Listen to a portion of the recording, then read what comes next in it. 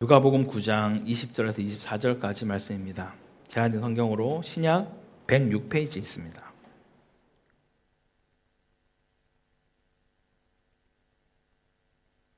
찾으셨으면 한 절씩 교독하고 마지막은 합독하겠습니다. 제가 먼저 20절 읽겠습니다. 예수께서 이르시되 너희는 나를 누구라 하느냐? 베드로가 대답하여 이르되 하나님의 그리스도이시니이다 하니 이르시되 인자가 많은 고난을 받고 장로들과 대제사장들과 서기관들에게 버림받아 되어 죽임을 당하고 제3일에 살아나야 하리라 하시고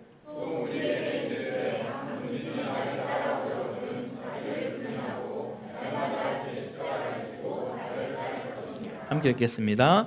누구든지 제 목숨을 구원하고자 하면 잃을 것이요 누구든지 나를 위하여 제 목숨을 잃으면 구원하리라. 아멘. 할렐루야. 오늘도 변함없이 말씀 앞으로 또 은혜를 사모함으로 이곳에 오신 모든 성도님들께 그리스도의 평강과 긍휼과 가득하기를 간절히 축원합니다. 우리 한 주간 평안하셨습니까? 네, 한 주간 오직 나와 내 집은 여호와 하나님만을 섬기는 복된 한 주 보내셨습니까? 네, 참 쉽지 않습니다. 어렵습니다. 마음 좀 다잡고 주님께 집중하려고 하면 그때마다 원사탄 마귀가 저희를 가만히 두지 않죠. 그래서 오늘도 이 자리에 우리가 나온 거 아니겠습니까? 말씀을 통해 우리의 마음을 다시 한번 다잡고 주님께 집중할 수 있는 시간 되기를 간절히 소망합니다. 네, 요즘 나이에 상관없이 좋아하는 가수가 있다면 한 번쯤은 들어봤을 법한 팬덤이라는 용어 혹시 아십니까? 혹시 팬덤에 가입된 분 계십니까? 네, 특히 우리나라에는 5대 팬덤이라고 해서 아주 거대한 팬덤군이 있다라고 해요. 예전 2008년에 동방신기 혹시 팬덤 이름 아세요?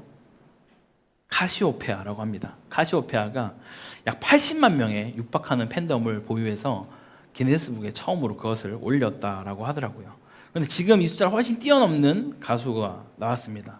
전 세계적으로 엄청난 거대한 팬덤을 가지고 있는데 누굴까요? 아, 네, 맞습니다. BTS. 가끔 임영웅이라고 하시는 분도 있는데 임영웅도 엄청나죠. 임영웅도 있습니다.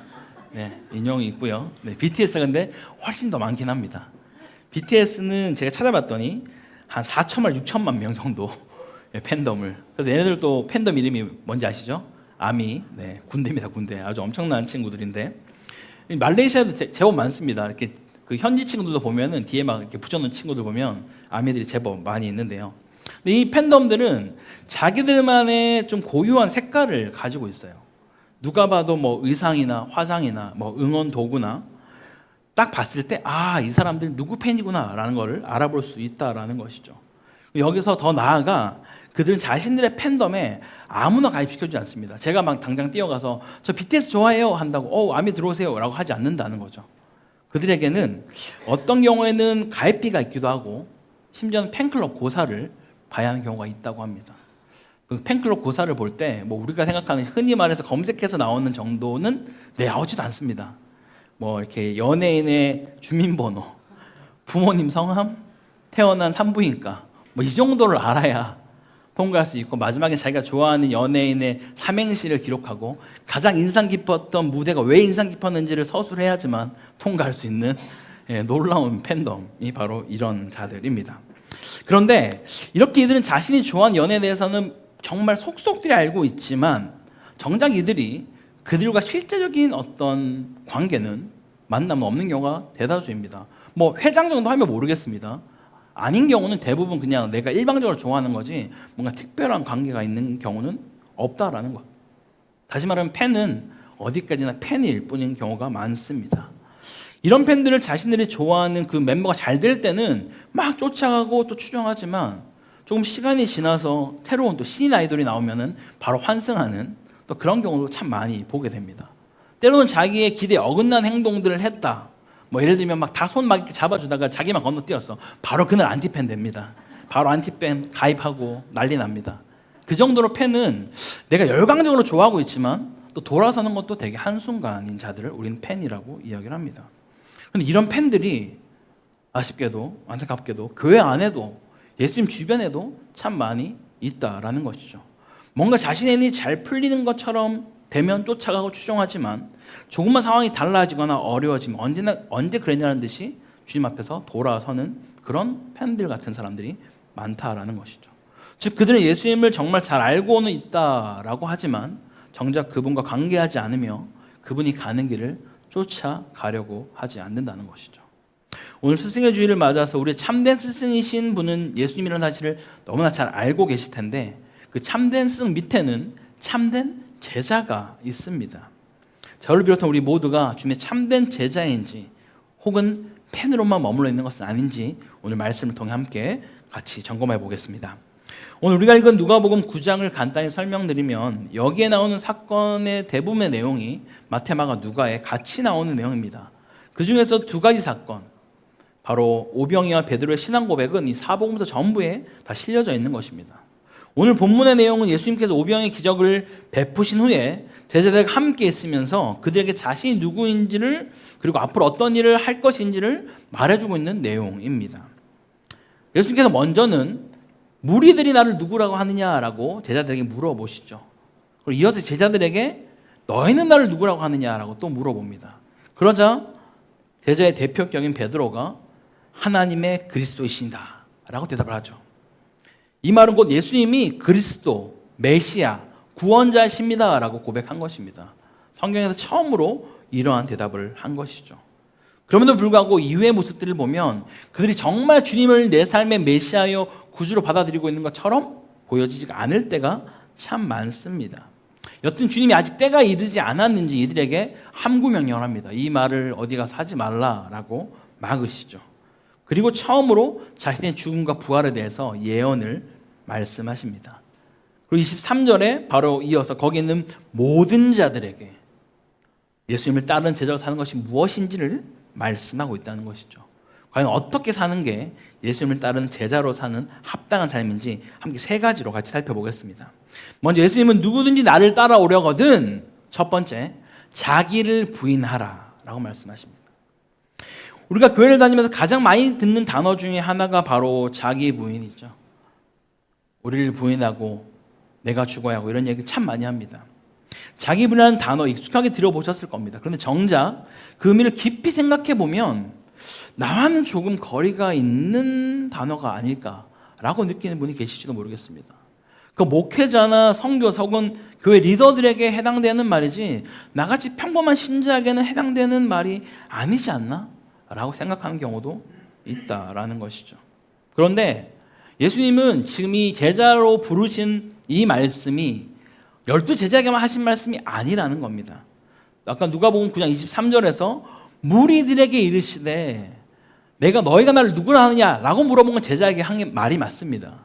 근데 그 말을 한 이후에 이 너희가 나를 따르려거든 라고 한 말은 이 12제자에게만 한 말이 아니라 모든 무리에게 오병이의 기적을 경험하고 있는 모든 무리들에게 물어보시는 것이죠. 말씀하고 있는 것입니다. 너희가 나를 따른다라는 것은 어떤 것이냐라고 말하고 있다라는 거예요. 제가 늘 말씀드리죠. 교회 안에서 가장 속지 말아야 될 것은 나는 평신도고 제자는 제자 훈련 받은 사람이다 아니면 다른 누구다 라고 말한 게 사단의 가장 큰 거짓 메시지라는 거. 우리 예수 믿는 그 순간 이미 우리는 제자로 부르심 받았다는 사실을 반드시 기억하십시오. 그래서 주님은 이렇게 제자도의 문을 활짝 열어두신 것입니다. 간혹 어떤 사람들은 주님 제가 지은 죄가 너무 많아서 성도로 사지 말아야 하는 거 너무 많이 했는데 무슨 나 같은 사람에게 그런 초청을 하십니까? 저는 안 됩니다 라고 생각하는 분이 혹시 계십니까? 여러분들 우리가 아는 분 중에 제자 중에 마태라는 인물 아십니까? 그리고 또 우리가 예전에 한번 봤었던 삭개오라는 그 인물, 그 두 사람의 공통점이 하나 있는데요. 바로 직업이 세리였습니다. 세리라는 직업은 유대인에게 있어서 거의 매국노고 상종 못할 그런 사람으로 취급받는 그런 직업이었습니다. 왜냐하면 이 백성들의 돈을 착취하여서 로마에 갖다 바치고 남는 돈을 자기가 이렇게 가지고서 자기의 만족과 유익만을 위해 살았던 자들이 바로 세리들이었기 때문입니다. 심지어 마태는 원래 가지고 있는 그 이름은 레위라는 이름이 있었습니다. 아마 그는 제사장 출신의 그런 가문이었을 것이다 라고 바라보는 것이죠. 그런데 그런 이름을 가진 자가 이 세리까지 한 것을 보면 하나님을 따르려고 하는 중에 뭔가 자기에게 뭔가 안 맞을 여겨졌는지 그는 세상을 따라서 나아갔다라는 것이죠. 그런데 그럼에도 불구하고 예수님은 이런 마태를 향해서 삭개오를 향해서 나를 따르라고 말씀하고 있다라는 것이죠. 어떠한 조건도 말하지 않습니다. 그 당시 랍비의 제자가 된다라는 것은 그냥 평범한 일이 아니었습니다. 제자가 랍비의 제자가 되고 싶다고 요청하는 경우는 있지만 랍비가 직접 제자를 뽑는 경우는 거의 없었다라고 해요. 그 당시 랍비의 제자가 된다는 것은 지금 이 시대에 가장 좋은 대학에 어떤 특출난 수재가 된다라는 의미랑 같은 의미입니다. 그렇기 때문에 랍비도 절대 함부로 제자를 뽑지 않습니다. 아마도 아까 말씀드렸던 팬덤에 대한 그 기준보다 훨씬 높은 기준을 통과해야지만 제자로 뽑았을 거라는 것이죠. 그런데 예수님이 모든 것들을 뛰어넘어서 자신의 명성과 자신의 어떤 위치에 이런 거 전혀 상관없이 바로 마태를 자기의 제자로 삼았다라는 것이죠. 어떠한 조건도 붙이지 않고 부르셨다라는 것입니다. 하물며 천대받고 무시받는 그런 자들조차도 주님은 제자로 부르셨다는 그 사실을 여러분 잊지 마시기 바랍니다. 하지만 분명 주님은 주님을 따르는 것에 대한 조건은 없지만 우리가 결정할 때 치르는 대가는 분명히 있습니다. 삭개오도 마태도 그들이 동일하게 포기한 것이 있다면 지금까지 그들의 인생의 목표요, 온전한 자기의 만족과 유익을 위해서 추구했던 돈과 명예를 포기하고 그들은 주님을 따랐습니다. 즉 주님을 따른다는 것은 내가 지금까지 누리고 즐겼던 것들을 그대로 유지한다는 의미가 아니라는 거죠. 요즘 같은 세상에 나만 잘 살면 되고 나만 편하면 되지, 이런 시대에 자기를 부인하고 따르는 말은 참으로 인기 없고 참 불편한 말이 아닌가 생각합니다. 그래서 마태복음 19장에 나오는 부자 청년은 결국 주님의 그 부름 앞에 반응하지 못하고 돌아서서 가게 되죠. 그렇다면 여기서 말하는 자기 부인은 내가 가진 소유를 포기하는 것만을 말하는 것일까요? 그렇진 않습니다. 자기를 부인한다라고 하는 것은 자기의 모든 것이 부인되는 것이다 라는 것을 말하는 것이죠. 그런데 우리는 자기 부인을 한다라고 말할 때마다 항상 예외 조항을 두는 습관들이 있습니다. 마치 예수님과 협상을 하고 있는 것이죠. 주님, 제가 주님을 따르긴 하겠는데 이 재산만큼 제가 포기 못하겠습니다. 주님, 제가 정말 주님을 따르긴 따르겠는데 제가 저를 괴롭힌, 저를 너무 힘들게 한 저 사람을 용서하라는 말을 주님 제발 하지 마십시오. 주님, 제가 정말 주님을 따르겠는데 내 몸이 성전이 거룩하게 내 몸 지키라, 이런 말도 제발 좀 하지 마십시오 라고 말하며 예외 조항을 둔다라는 거예요. 이것은 결코 자기 부인이라고 예수님을 따르는 제자라고 말할 수 없는 것이죠. 아무리 종교 생활을 잘하고 있고 많은 봉사를 하며 주님에 대한 많은 지식을 알고 있다 할지라도 우리 전부를 주님께 드리지 않는 사람은 예수님의 팬이지 제자라고 할 수 없다라는 것입니다. 자기 부인은 내 인생의 주도권을 내가 아니라 주님께 내어드리는 것이며 더 이상 내 뜻대로 살지 않는 삶, 그것이 바로 제자의 길입니다. 두 번째로는 예수님께서 날마다 자기 십자가를 지라라고 우리에게 말씀하십니다. 뭐라고요? 날마다 자기 십자가를 지라라고 말씀하죠. 우리가 십자가를 진다라는 말도 오늘날 교회 안에서 너무나 익숙하게 들리는 말입니다. 하지만 여러분, 혹시 그 말이 너무 익숙해진 나머지 그 무게감마저도 사라진 것은 아닙니까? 어려운 일이 생기게 되면 그건 내 십자가야. 우리 결혼할 때 그래, 너 십자가 지고 가는 거야. 이런 얘기들. 너무나 쉽게 그런 얘기들을 참 많이 할 때가 많습니다. 정작 그 말이 뜻하는 바가 무엇인지 깊이 묻지 않게 되는 것이죠. 하지만 조금 더 깊이 있게 말씀을 묵상하는 이들은 갈라디아서 2장 20절 말씀을 기억하면서 그 십자가를 진다라는 것은 곧 내가 그리스도와 함께 죽는다라는 것이구나 라고 나아가기도 합니다. 이는 매우 중요한 통찰인 것이죠. 하지만 여기에도 부족한 것은 있습니다. 십자가를 진다라는 것이 내가 죽는 것을 이해하는 것도 너무나 중요하지만 이 말씀을 하셨을 때 그 시대적 상황을 기억할 때 정말 이것이 얼마나 무게감 있는 것인지를 우리는 알 수 있습니다. 단순히 이것은 지금처럼 액세서리로 할 수 있는 그런 쉬운 문제가 아니라 그때 당시 십자가를 진다라는 것은 그 가문의 수치요, 너무나 처절한 고통이었으며 사회에서 무시받고 천대받는 그런 것이 바로 십자가를 지는 것이었기 때문에 십자가를 지고 나를 따르라 라고 말하는 것은 결코 가벼운 요청이 아니었다라는 것입니다. 우리는 가끔 예수를 믿으면 복을 받고 사업이 잘 되고 병이 낫는다는 말을 종종 듣기도 합니다. 물론 주님은 필요하시면 그렇게 우리 가운데 복을 베푸실 수 있는 분이십니다. 하지만 결코 주님을 따른다는 그 십자가의 길이 이런 것이라고 성경은 말하고 있지 않다라는 거예요. 우리가 주님이 먼저 가신 그 길을 따라서 나아갈 때 세상은 때로 우리를 미워하고 멀리하며 욕할 수도 있습니다. 또한 박해도 받고 고난받을 수도 있다라고 성경은 말하고 있습니다. 그럼에도 불구하고 여러분, 이 길을 선택하시겠습니까? 자기 십자가를 진다라는 말은 우리가 잘 안다라고 생각하지만 이 말씀의 진정한 의미는, 그 무게는 날마다라는 단어에 있다라는 것이죠. 신약에서 주님 다음으로 가장 유명한 그 바울조차도 고린도전서 15장 말씀에 나는 날마다 죽노라라고 말했습니다. 간혹 많은 사람들이 죽는 것은 한 번뿐이라며 그냥 내가 한 번 죽었으니까 이제 괜찮다고 말하며 마음대로 살아가는 사람들이 있는데, 결코 성경은 그것이 죽은 것이라 말하지 않는 것이죠. 우리는 주님의 은혜로 날마다 매일 죽어야만 하는 존재들입니다. 그런데 24절에서 말하기를 자기의 생명을 건지려는 사람, 즉 아직도 자신이 살아있어 자기 중심적인 삶을 사는 자는 영생을 얻지 못할 것이고, 자기의 생명을 버리는 사람, 즉 그리스도와 복음 때문에 자기 중심적인 삶을 버리고 나아가는 자는 영생을 얻을 것이다 라고 말하는 것이죠. 우리가 죽어야만 얻을 수 있는 그 진정한 생명은 예수님의 팬이라면 도무지 알 수 없는 것이죠.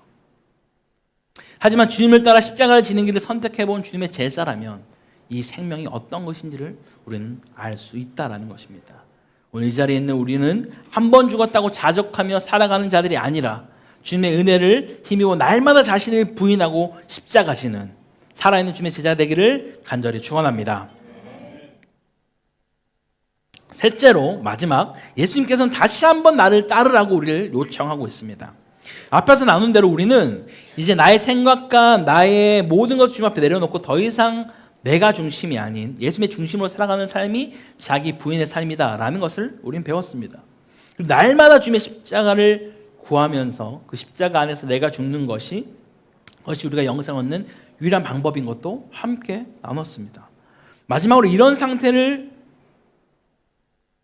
통하여서 주님을 따르기에 우리에게 가장 필요한 것이 있는데요, 이 길은 우리의 노력만으로는 갈 수 없는 길입니다.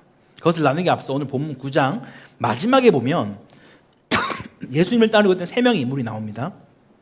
첫 번째 인물은 주님은 어디로 가시는지 난 따르겠습니다 라고 말하지만 인자가 머리 둘 곳이 없다라고 말하자 그는 두려움에 사로잡혀서 주님을 따라가지 않습니다. 두 번째 인물은 나를 따르는 주님의 그 요청 앞에 내 아버지를 장사하게, 장례를 치르게 해달라라고 말을 하면서 내가 가긴 갈 건데 지금은 아닙니다 라고 말을 하는 것이죠. 하지만 주님의 초대는 나중이 아니라 바로 오늘, 지금인 것을 말씀하고 있습니다. 우리는 누가 언제 죽을지 아무도 알 수가 없습니다. 지금은 돈도 벌어야 하고 취업도 해야 되고 결혼도 해야 되고 좀 안정되고 집도 사고 자녀들이 조금 괜찮아져서 자라나면 내가 그때 주님 열심히 믿겠습니다 라고 할 때 누가 우리에게 정말 도적같이 그런 죽음이 임할지 아무도 장담할 수 없다라는 것이죠.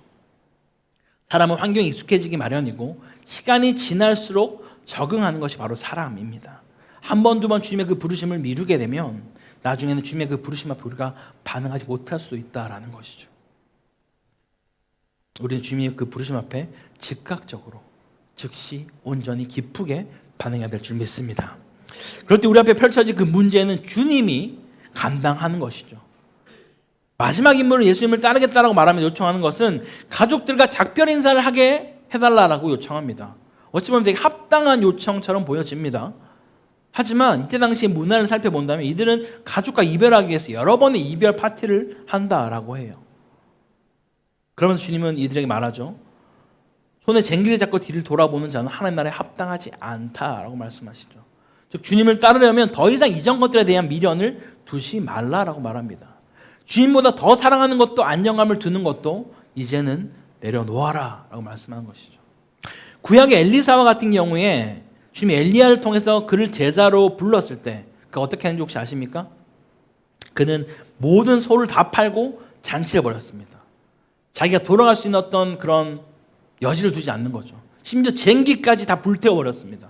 그만큼 내가 주님을 따르겠다라고 그는 결심한 것이죠. 이런 엘리사 같은 반응을 하기 위해서 우리에게 절대로 필요한 한 가지가 있는데 그것이 뭐냐면 바로 성령 충만입니다. 할렐루야. 너무 뻔한 말처럼 들리겠지만 지금까지 언급한 이 모든 것은 성령님이 아니시면 우리는 불가능하다라는 거예요.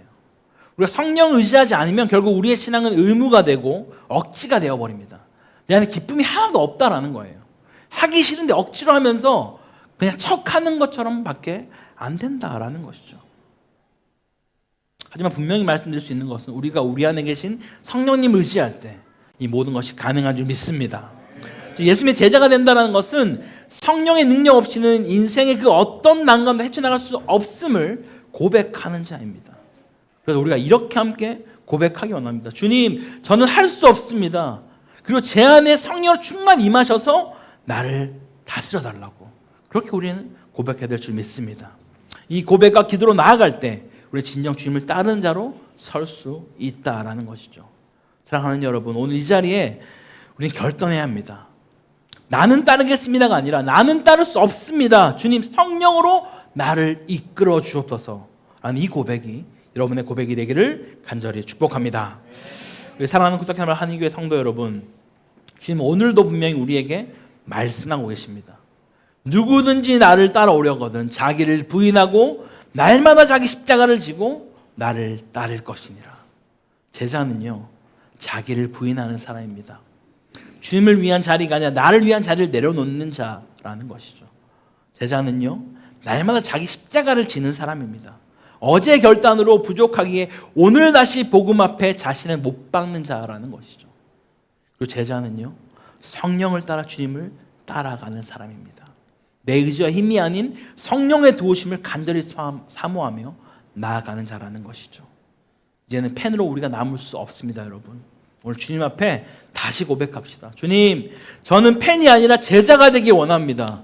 제 힘으로 불가능하오니 성령으로 저를 이끌어 주옵소서. 이 고백이 오늘 우리 모두의 고백이 되기를 간절히 소망합니다. 그리고 그 고백 위에 성령께서 역사하실 것입니다. 주님은 펜을 찾지 않으십니다, 여러분. 주님은 제자를 부르고 있습니다. 그 부르심에 응답하는 우리 모두가 되기를 주님으로 간절히 축원합니다. 함께 같이 기도하기 원합니다. 오늘 주신 말씀 우리 기억하면서 함께 같이 기도하기 원합니다. 참된 제자의 길을 걸어가는 주의 백성이 되기 원합니다라고 함께 고백합시다. 주님, 제자가 아닌 펜의 모습이 내 안에 남아있다면 회개하게 하시고 자기를 부인하고 자기 십자가를 지는 참된 제자로 주님 살아가게 해달라고 같이 기도합시다. 또 우리 날마다 복음 앞에 설 수 있도록 내 삶을 붙들어 달라고 같이 기도합시다. 어제 결단에 머물러 있는 자가 아니라 오늘도 내 자를 못 박으며 복음 앞에 새로워지는 그런 삶으로 살아갈 수 있도록 인도해 달라고 같이 기도합시다. 성령의 인도하심을 사모하는 그런 자들이 될 수 있도록 우리 함께 같이 기도합시다. 내 힘이 아닌 성령의 능력으로 따르는 삶이 될 수 있도록 성령의 인도하심을 구하는 그런 삶을 살아갈 수 있도록 우리 함께 같이 기도하며 나아가도록 하겠습니다. 우리 함께 같이 기도하겠습니다. 할렐루야. 주님 하나님 아버지 감사합니다. 주님, 이 시간 우리가 참된 제자의 길로 살아가기를 간절히 소망하며 원합니다. 주님, 우리가 더 이상 펜의 모습이 아닌 주님이 부르시는 정말 하나님의 참된 제자의 모습으로 하루하루 살기를 원하오니 주께서 우리 가운데 말씀하여 주시고 깨닫게 하여 주시고 주님을 또 바라볼 수 있도록 인도하여 주시옵소서. 아버지, 날마다 복음 앞에 서서 나아가는 그런 주의 백성들로 우리의 삶을 인도하여 주시고 어제 결단에 머물러 있는 자들이 아니라 오늘 다시 한번 우리의 삶을 또 주님 앞에 못 박으며 주님, 이제는 내가 사는 것이 아니라 내 안에 그리스도께서 사시는 것이라 고백하며 나아갈 수 있도록 도우시고 인도하여 주시옵소서. 아버지, 성령의 도우심으로 정말 사모하며 나아갈 수 있도록 인도하여 주시고 내 힘이 아닌 성령의 능력으로 주님을 따르는 삶이 될 수 있도록 우리를 붙드시고 인도하여 주시옵소서. 그렇게 좀 찬양합니다. 좀 역사하시고 붙들어주시고 인도하여 주시옵소서. 주님, 아버지 감사 찬양합니다. 사랑하는 풍성하신 하나님 아버지, 오늘도 우리를 말씀 앞으로 초대해 주시니 감사합니다. 우리의 마음 흔드시는 주님의 질문 앞에 정직하게 우리가 서기 원합니다. 나는 제자인가? 아니면 펜에 불과한가? 주님, 우리 안에 있는 거짓된 열심과 피상적인 신앙을 드러내 주시고 단지 말만이 아닌 삶으로 주님을 따르는 참된 제자가 되게 하옵소서. 주님, 자기를 부인하고 날마다 자기 십자가를 지는 일은 결코 우리의 의지로 감당할 수 없습니다. 주님, 성령 하나님께서 우리를 도와주시옵소서. 우리 연약함 속에 임하셔서 매일 복음 앞에 무릎 꿇게 하시고 십자가의 길을 기쁨으로 감당하게 하옵소서. 오늘 이 고백이 한순간의 감정이 아니라 우리 인생의 방향이 되게 하시고 팬이 아닌 제자로 부르시는 주님의 그 음성에 기꺼이 예라고 응답하는 그런 삶을 살아가게 하옵소서. 이 모든 말씀을 예수 그리스도의 이름으로 기도드립니다. 아멘.